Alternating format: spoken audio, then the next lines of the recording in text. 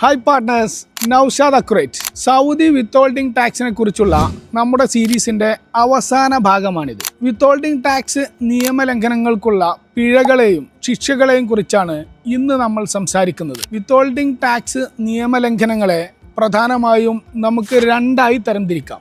ഒന്ന്, നികുതി അടക്കാൻ വൈകുന്നത്. രണ്ട്, മനഃപൂർവ്വം നികുതി വെട്ടിക്കുന്നത്.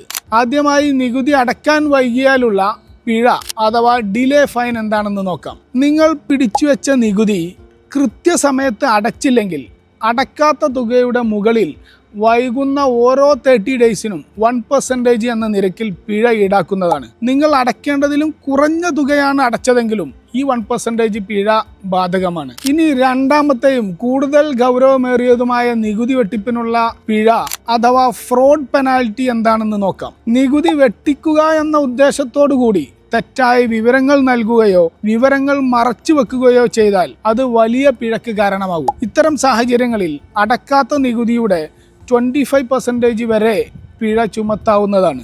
എന്തൊക്കെയാണ് നിയമം തട്ടിപ്പായി കണക്കാക്കുന്നത്? ഒന്ന്, തെറ്റായ കണക്ക് പുസ്തകങ്ങളോ രേഖകളോ സമർപ്പിക്കുന്നത്. രണ്ട്, വ്യാജ ഇൻവോയ്സുകൾ ഉപയോഗിക്കുന്നത്.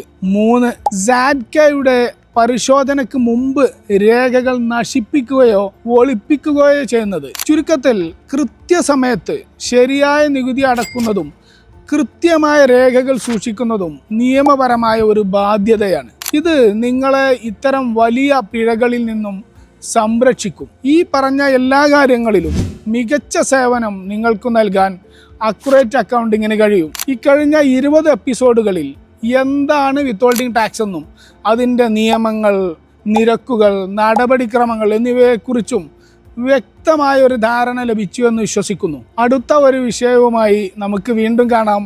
Hope to see again. Thank U.